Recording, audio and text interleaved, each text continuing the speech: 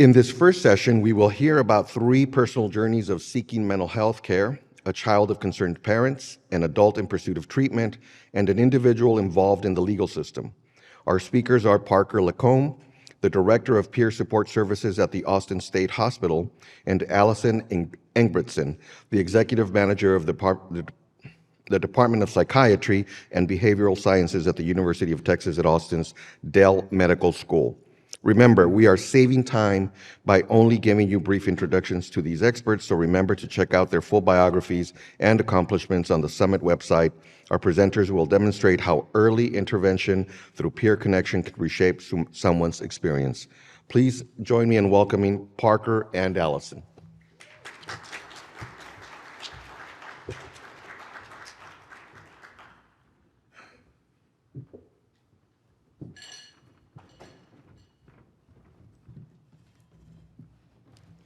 All right, good morning. Yes, good morning. If it were my peer group, I would make you guys move up front as well, but I won't do that to you this morning. My name is Parker LaCombe, and I am the Director of Peer Support at Austin State Hospital. And my name is Alison Engbretson. I am the Executive Manager for the Department of Psychiatry and Behavioral Health Services, or Behavioral Sciences at Dell Medical School at the University of Texas at Austin, which is a very long-winded title. But really today I'm here because I am the mother of a teenager who has mental health needs. All right, you know what? I heard that we have a clicker, but I don't see one. Beautiful, thank you very much. There you go. Oh, do you want your job back? I'm sorry. Okay. Listen, I'm hard to keep up with, you know. Okay, so today we are going to be talking about how to utilize peer services as an early intervention. And really our goal for today is to walk away, and I really want to challenge you to think differently on how we're utilizing peer services and where we are plugging folks with lived experience in. So I can't help it. I have to bring my New Yorker with me every single place that I go. Any New Yorkers by chance? Yes, we know this, right? This makes sense to us. I can do this in my sleep. I can do this with my eyes closed. However, if I hand this to you and you've never had to do it before, it can be challenging, yeah? Do you want to navigate this system really quick before your coffee this morning at 9 a.m. with a bunch of commuters pushing you out of the way? It can be incredibly challenging to navigate something if you've never done it before. So the beauty of peer support services is when we talk about what a peer specialist is or a person with lived experience, for today's discussion, we're talking about folks who have lived experience personally receiving mental health care services. Nobody knows how to take a walk better than someone who's already done it. And that is ultimately the purpose of peer support services. I heard in our introduction this morning, we talked about a peer-to-peer based network. If you're a judge and you come across something that's a little bit funky, you may want to reach out to another judge who's already done that, yeah? Makes sense to ask folks who've already done that. And so our goal in bringing peer support services in and people with lived experience in is to offer that perspective of someone who's walked that walk to help make it look a little bit more like this than the New York public transit system. That's funny. You guys laugh at my jokes. Okay. So what does the ideal pathway for somebody who is identified with a mental health need look like? Ideally, what we would do is we would recognize that that person has a need. They would then have an appointment with a provider immediately. And from that appointment, they would either then, if seen by a non-mental health professional, be referred to a mental health professional, and if seen by a mental health professional, they would then be given a diagnosis, treatment recommendations, and community resources. But unfortunately, the path for most people does not look like that. It's cloudy, it's confusing, you don't know where to go a lot of the time. It seems so foggy. And so what really happens is somebody ends up in a crisis situation. Their mental health needs have been unmet for a long time, and most people that end up in that crisis point will either end up in a hospital, an emergency room, or an inpatient facility, or they'll end up being arrested and taken to jail because their mental health symptoms manifest in a way that make them seem threatening or they break the law for whatever reason.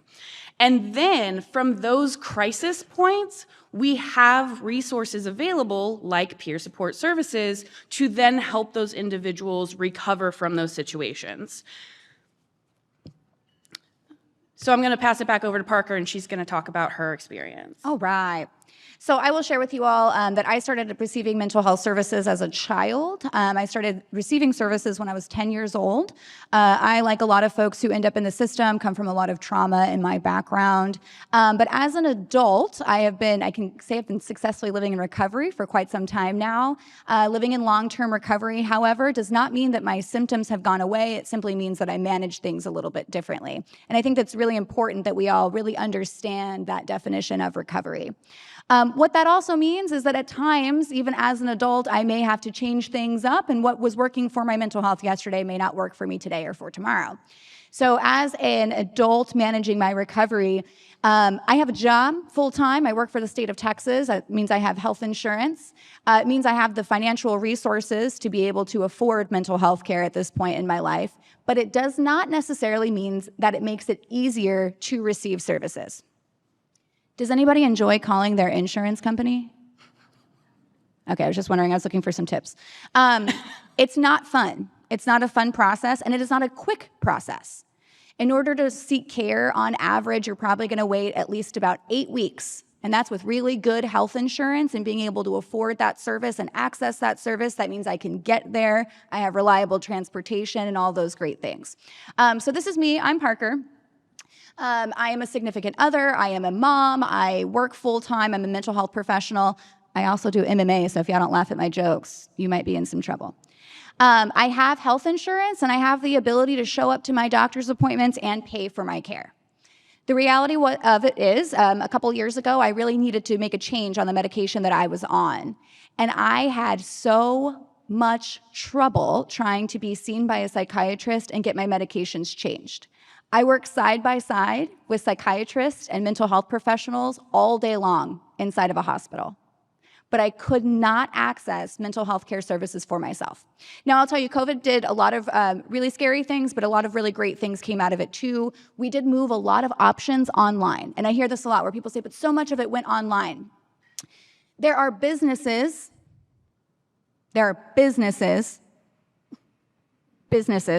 offering mental health care services through apps. That is true.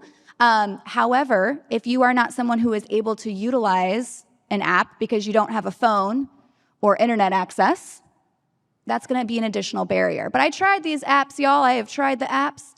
It's not the same as meeting with a mental health care professional. It's not the same as having a designated treatment team or a designated psychiatrist who is your doctor. There are challenges that still come along with that.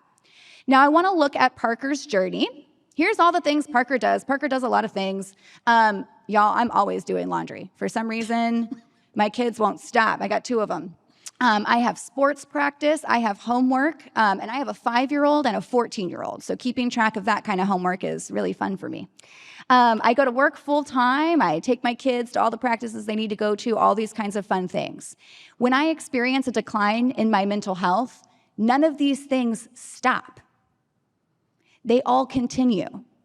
And it doesn't matter if I'm tired or if I'm afraid or if I'm having psychiatric symptoms, my life has to continue to keep going.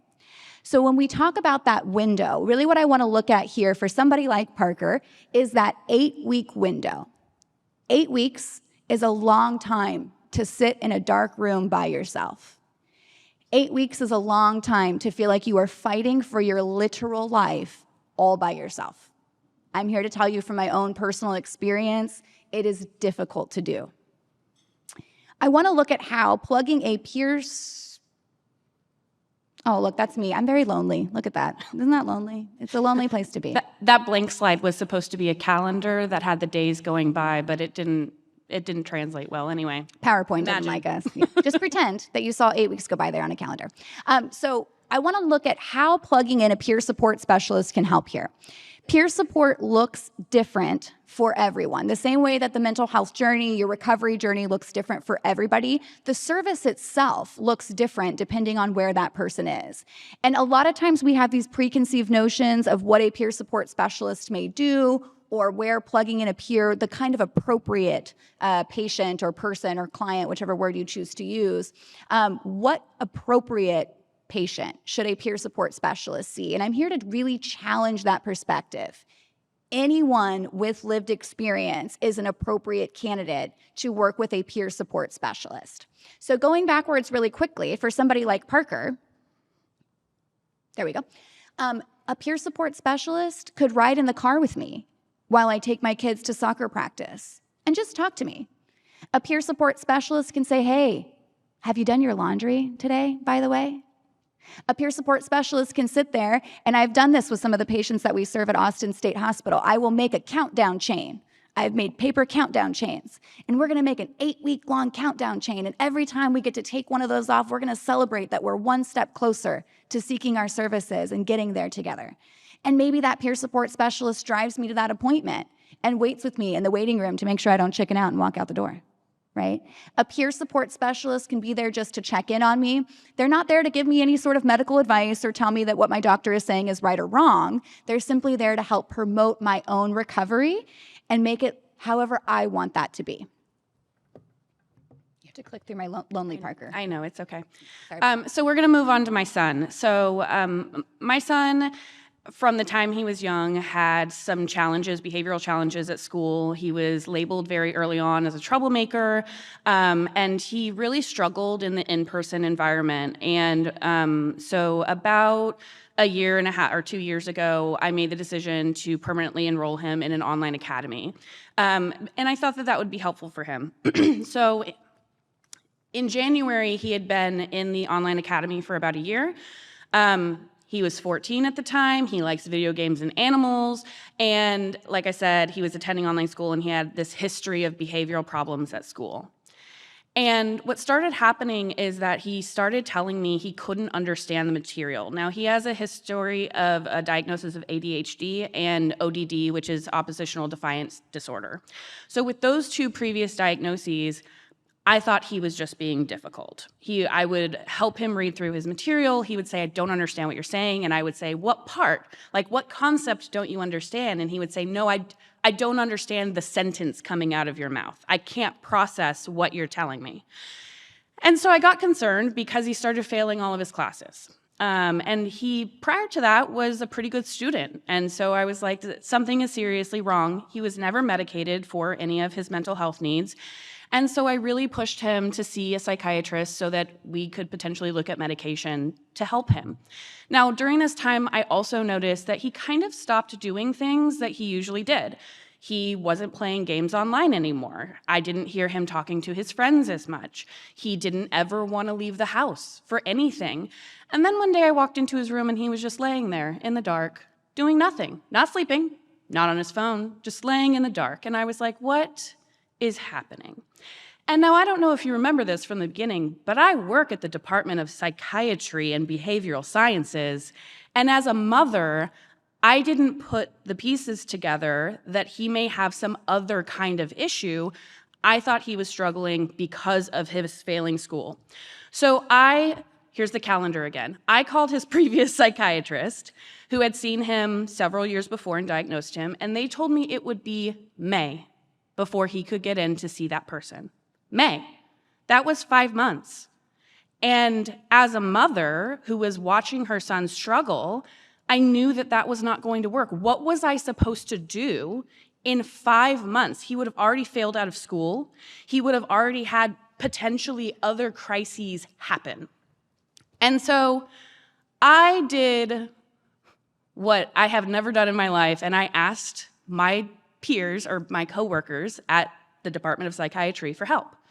And they graciously helped get my son in to see someone within a couple weeks.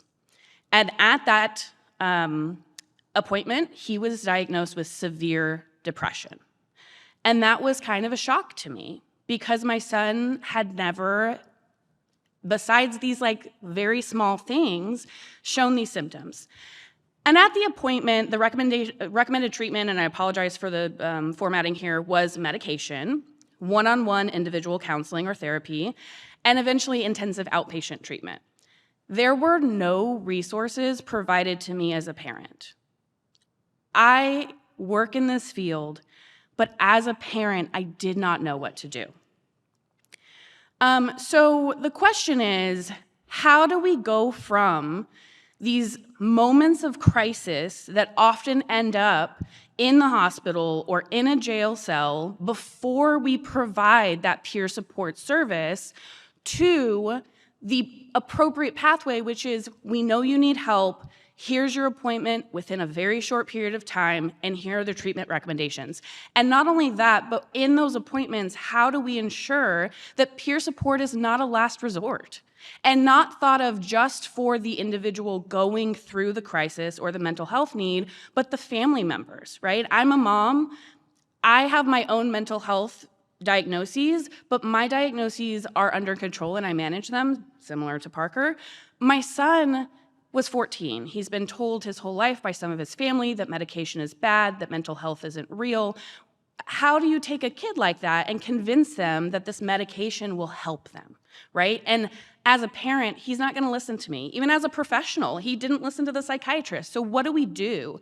And so when we talk about how peer support can help in those situations, having another parent who has dealt with a child with these similar symptoms would have been a lifesaver, because there's no judgment, right? Like, how hard is it to tell other parents, my son is having behavioral problems and now he's been diagnosed with depression and he's failing out of school? Like, those are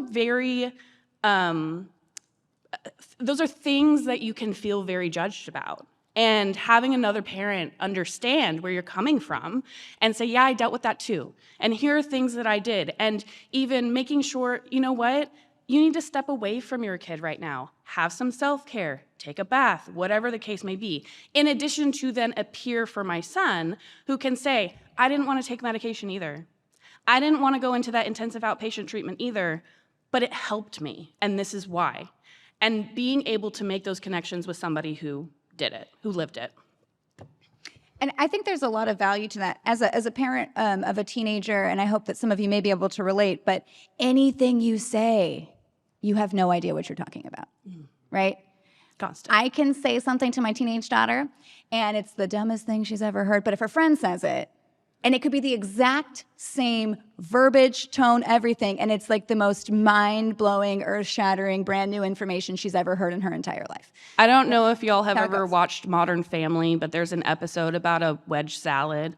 And like the wife tells the husband to eat the wedge salad, he refuses, and then he comes back from like a business meeting and he's like, I had this wedge salad, and it's a whole thing, like, really? Now you like the wedge? It's the same thing with kids. Yeah, my daughter's very much that way. And having your peer tell you, you know what? Your doctor's really not that bad. Having your peer tell you, yes, inpatient can be very scary. And I'm here to tell you that as a person receiving services, inpatient care is very scary. Having a peer tell you, it's scary, but you can go through it and you can come out stronger. There is something, just for the sake of the conversation, called a certified family partner. Unfortunately, they are not represented in this conversation today, but I do want to make sure folks are aware. A certified family partner, very similar to a peer support specialist, is exactly what Alison is saying. Somebody who can take the judgment out of that, which, by the way, that judgment comes from a place called stigma. There's a lot of stigma around seeking mental health care services. There's a lot of stigma that exists in this space. I'm sure you are not unaware of that.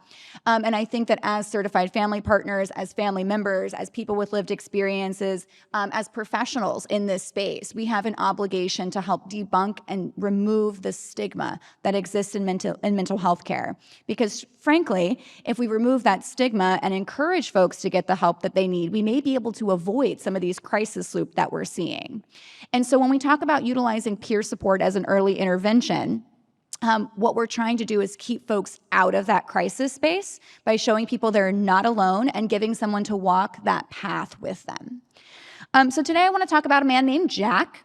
And Jack is every patient receiving services in any state hospital. And so Jack was one of our unhoused friends. He's been homeless most of his life. Both of his parents were folks who used, and so they were in and out of the system. This is ultimately the only life that Jack has ever known. Not only is Jack unhoused, which means he doesn't have access to treatment, he has serious mental illness. He is somebody who was arrested for something like trespassing because it was raining and his mental illness made him believe that that rain falling from the sky was something that he needed to be very afraid of. So he went to go sleep in an abandoned building and in turn is now arrested for trespassing. He ends up at a state hospital attempting to restore competency and to stand trial. He's somebody who has struggled with substance use since he was literally a child. This is somebody who institutionalization is the only thing they've ever known. And I've heard folks really challenge this and say, well, how can a peer support specialist connect to someone like Jack and offer services? And the reality of it is my story does not have to match Jack's story. It's very similar, but it doesn't have to match. Having been through institutionalization, I have personally received services in private facilities, but mostly inside of state hospitals.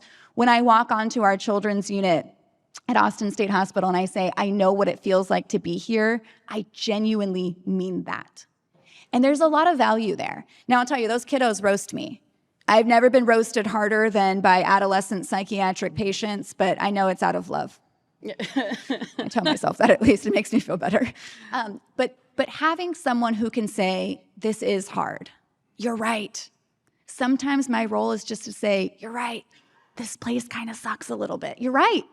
You're right, and validate how hard this journey is, but also educate people on how worth it this journey is. Somebody like Jack just needs somebody to sit with him sometimes. When you're arrested, if you've never had the privilege of being arrested, I'm here to tell you it's a very terrifying experience. It's not fun, especially for our folks who experiencing serious mental illness and not being in this reality, they have no idea what's actually happening to them. For them, someone is just putting them in the back of a car and putting them in a really scary place. When you're receiving services, oftentimes, anybody who approaches you is there with an agenda. They're there to ask you about what your medications are like, how you're feeling, let's talk about your trauma, all of those kinds of things. And a peer support specialist is just gonna sit next to you and say, what do you wanna talk about today? We wanna bring the humanity back to people because unfortunately, oftentimes, institutionalization removes humanity by default. We cannot be expected to act like people when we don't recognize that we're people and we're certainly not treated that way. So a peer support specialist is able to come in and say, I was exactly where you are. I sat exactly where you are sitting. And now they put me in charge of a whole department, y'all.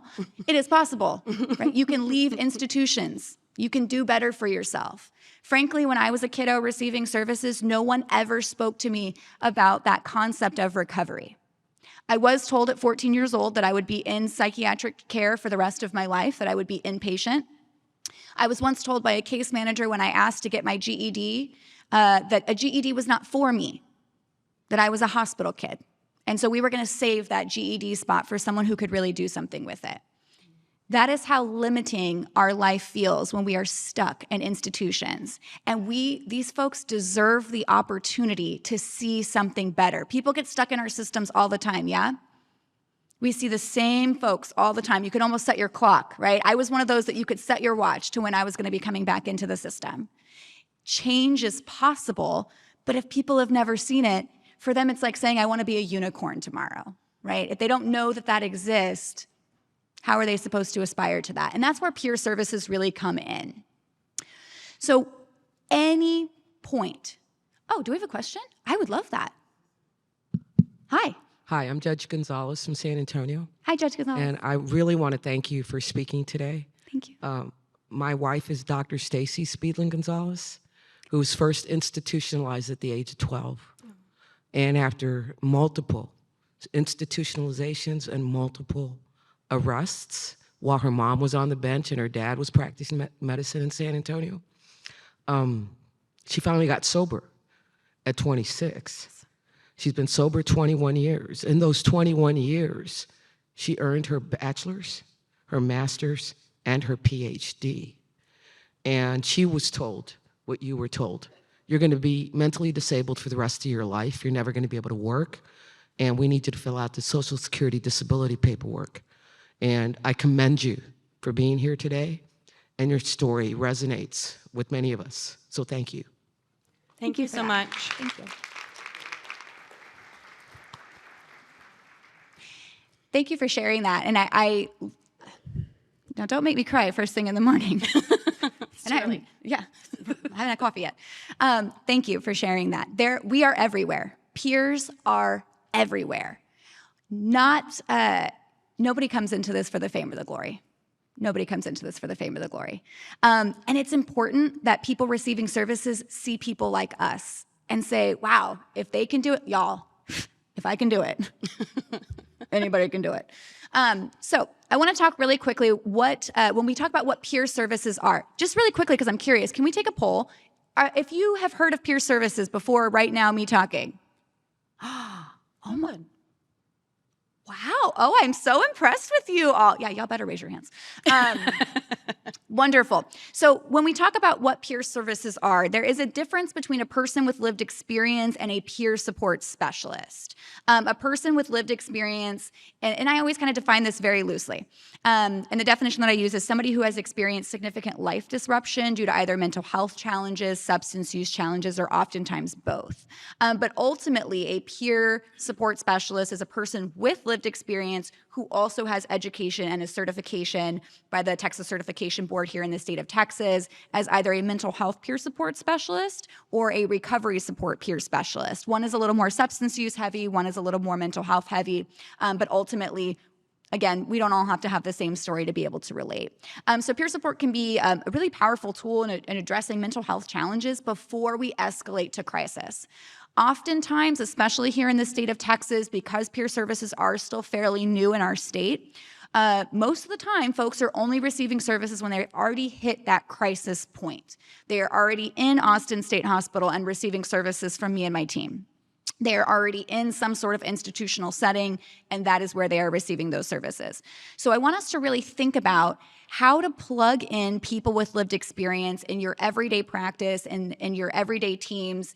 In peer support, we have a saying, nothing about us without us. So anytime we're making decisions for people with lived experience, anytime we're writing policy procedure, enacting programs, all those kinds of things, if it involves and impacts people with lived experience, you should have somebody with lived experience at that table. Capiche? Yep. Like it.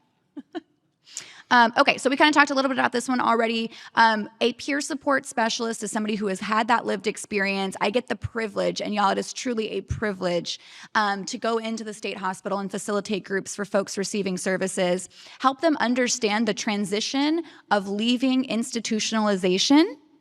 That's a big, scary step. Leaving an institution, if you've never done it, I'm here to tell you, it's scary. We did this really terrible thing years and years and years ago where we got people really successful, but only in the padded room. We only taught people how to be successful in institutional settings, and then we released them out into the world. And then when they inevitably came back to institutional settings, we actually had the audacity to say, well, what happened? What did you do wrong? And I think that we should be utilizing these opportunities to find out, what did we do wrong? What did we not tell you? What was the step that we forgot? And nobody knows how to navigate this process better than folks who've had to take those steps. Oh, this is very small. I don't have my glasses. But our friends over at the Substance Abuse and Mental Health Administration compiled this information. And so they looked at a bunch of peer reviews and a whole bunch of data out there that exists about peer support services. And in case you're curious, peer support is an evidence-based practice. That's not a Parker fact. That's a fact from the Federal Health and Human Services Commission as of 2007. And very exciting. We are Medicaid billable here in the state of Texas. That happened January 1st of 2019. And in case you're curious, you can go read House Bill 1486 to read all about us in your leisurely time. But when we looked at what are the benefits of adding in a peer support specialist, we see this sense that treatment is responsive and inclusive of needs. My role as a peer support specialist is not to tell the individual receiving services what they need or what they should do. And this is going to hurt, but it's also not to tell them that they have to do what you say either. My goal as a peer support specialist is to make sure that I'm holding the microphone for that person and I'm turning the volume all the way up so that their voice is included. And people feel that their treatment is responsive when they feel that they are a part of the planning. We see this sense of control and ability to bring about change in their lives, sense of hope and inspiration, social supports and social functioning. I'm very good at ASH, at the Austin State Hospital, at making it look like my job is just to throw parties.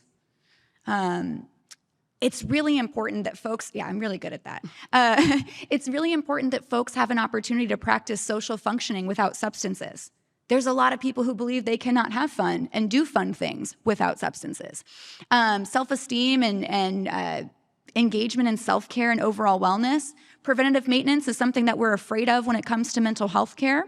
And as a peer support specialist and as a person living in long-term recovery, I'm here to remind folks it's not just you go to the institution and you leave and then it's smooth sailing. There's a lot of work that goes into maintaining your recovery, and there's lots of options for it. And so my role is to really help show folks all those different options and let them choose the tools that they want in order to maintain their recovery. And then we see increased empowerment scores. Again, y'all, if people don't know that recovery is possible, they're not going to aim for it. They're just going to continue doing what they already know, which is continue to cycle through our systems. So this gives us an opportunity to show people that there is a different life. It's hard. It's hard when you're coming from that deficit, but you can do it. Anything you want to add there? Feel free to cut me off, jump on in. Yeah, I think the other thing here too is Parker's talking a lot about her experience within the Austin State Hospital. And when we think of early intervention, part of the reason I'm here is to talk about how early intervention can help people like my son, where if they do have to wait 5 months, what are they supposed to do? If those providers have peer support specialists on their staff, they can say, hey, you can't see the doctor until May, but we do have these other services available to you. And then that peer can come in and talk to the person, i.e. my son, to say, you know, here are some non-medication things that I think might help, or here's what I did. Again, like Parker's saying. And so we know that peer support is effective, but most of it happens after. And we don't need those crises to happen. It can be effective before too, and then prevent those roads from coming about. Mm-hmm. And we see a decrease in substance use. Imagine this kiddo who is waiting for services, to have somebody like me calling once a week to say, hey, I just wanted to check in with you. You want to go take a walk around with me and just talk about things and see where we are? It's amazing what happens when you just hold space. A big part of my role is to just hold space for this kiddo who needs help. And listen, his peers at school aren't going through this. I was picked on a lot in school because I was the sick kid. I was the weird kid because of that. What if I had somebody come in when I was 14 years old and say, oh man, you know what? I've been through this. It's hard. You're right. This is such a bummer. It's incredibly misunderstood. But I'll tell you what, let's go take a walk and let's just talk about it. And it's amazing what happens. Does that fix everything? Absolutely not.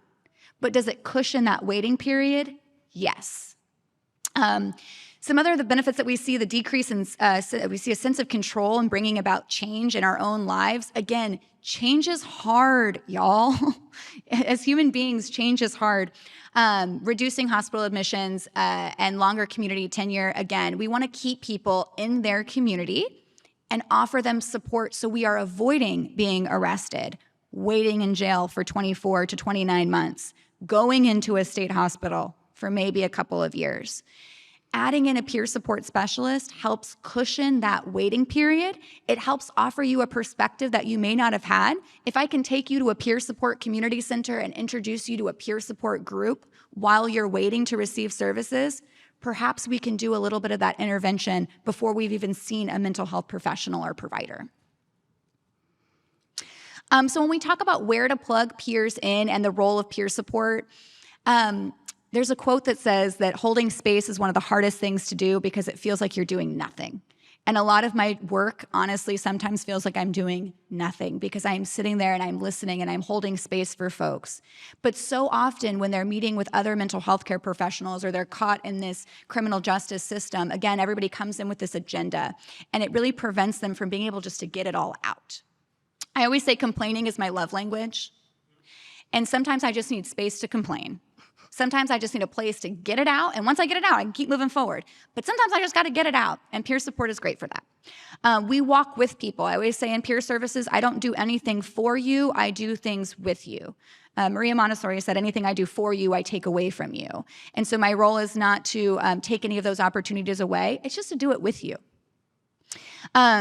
Debunking stigma and showing people that recovery and mental illness looks different for everybody. Mental illness can look like the really sick person who is on the street screaming at you as you're walking by. That was me at one point. Mental illness can look like you're sitting in an institution and you really want to seek services, but you're really, really scared, and so it's hard to do it. It can also be that you're someone who's sitting in front of the Judicial Summit in Galveston. So mental health and mental illness can look different. Recovery looks different for everybody. There's no one-size-fits-all solution, and we're here to really open that up. Providing education, providing resources. Again, nobody knows resources better than the folks who are actually accessing them. A lot of things look good on paper. IKEA does a really good job of this. Y'all ever put together IKEA furniture? It's like one of my favorite things, actually. I'm not gonna lie to you, it really is mine too. It's so satisfying. So, I know, not the point. Point being, IKEA is really good at making me think I can put together furniture. They are really good at drawing these pictures and they're step-by-step and it's all good, but executing is very different than what's on paper.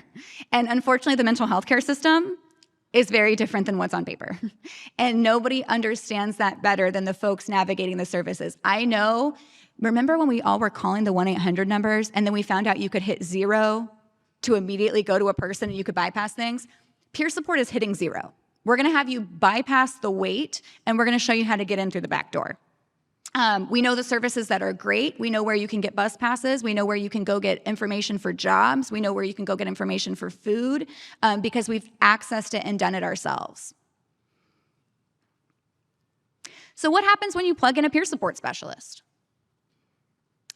So when you're plugging in peer support, you're giving the person experiencing the mental health need prior to the crisis a place to go. You're giving them a wall to lean on. You're giving them hope a lot of times, like we've already mentioned, right? You can get through this. It's gonna be okay. It's hard and it doesn't feel good right now, but here are things that I can provide you that help, and here is how you can make it from your moment here to the moment you can see a mental health provider without reaching your crisis point, without ending up getting kicked out of your house or getting arrested or whatever the case may be. Here's a phone number to call when you're feeling like you're gonna do something drastic. And when we talk about peer support in the mental health space, we have certified peers, but this is not a new idea. The whole purpose of AA is peer support. That is a peer support space for people who have an addiction. And so when we really consider, there are so many ways that a peer support specialist can really provide such a different experience. Somebody is going to interact with a peer support specialist much different than a professional. They're going to share more detailed information, more things that they're afraid to tell the professionals because they're going to think I'm crazy and want to lock me up, things like that, right? Somebody who's been there can say, hey, you have to be honest, because you're not going to get the help you need if you're not honest, right? Encouraging the right steps to move forward. Yes, well said. And peer support, it really is just about, you're not alone. You're just not alone. Okay. We do have 5 minutes. You want to open up for questions? Yeah, I was going to say. All right. We had one question come up already, which I really appreciated. Does anyone else want to come up to the microphone? Does anybody have any questions, comments, concerns? While some people walk up, I do want to say, where are we saying early intervention happens?